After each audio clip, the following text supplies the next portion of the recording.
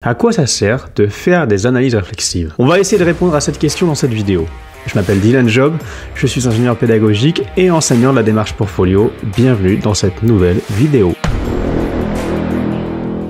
Avant d'aller plus loin dans cette vidéo, je tiens à préciser que tout ce qui sera abordé ici est en grande partie fondé sur le guide produit par le Learning Louvain Lab de 2018, comment mettre en place et accompagner la démarche portfolio. Le lien vers ce fichier se trouve dans la description, n'hésitez pas à y jeter un œil si ça vous intéresse. Ceci étant dit, partons maintenant sur les 3 raisons qui nous poussent à faire les analyses réflexives. Première raison ou utilité, favoriser l'insertion professionnelle de l'étudiant. Je vais m'arrêter ici tout de suite sur cette première utilité. Pourquoi? Parce que je parle déjà beaucoup de l'insertion professionnelle dans les autres vidéos.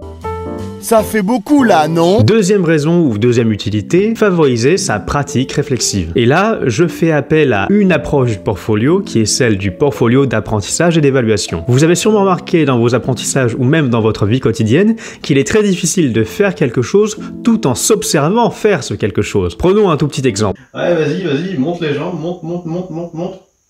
Ouais, c'est pas mal. Fais gaffe quand même à ta rétroversion du bassin.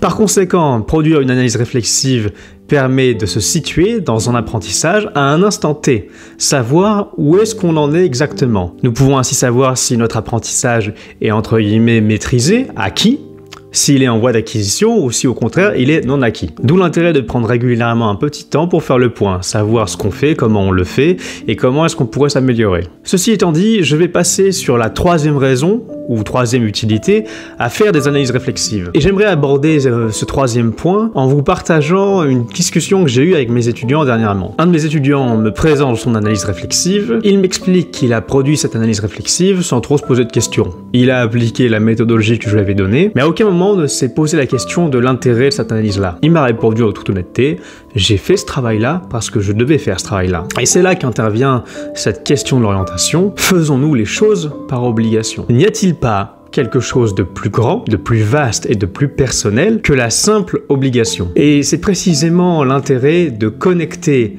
le travail que l'on fait à l'université ou dans notre vie quotidienne à ce qu'on appelle notre quête de sens. Dans quelle mesure ce que j'ai réalisé dans ma situation d'apprentissage et d'évaluation correspond à mon projet professionnel, correspond à ce que je souhaite réaliser sur cette terre, correspond à ma raison d'être, correspond à ce que j'ai envie de faire dans ce monde. Les prochaines vidéos traiteront des problématiques d'orientation, de la quête de sens et des projets de vie. Très belle semaine à vous, à lundi prochain.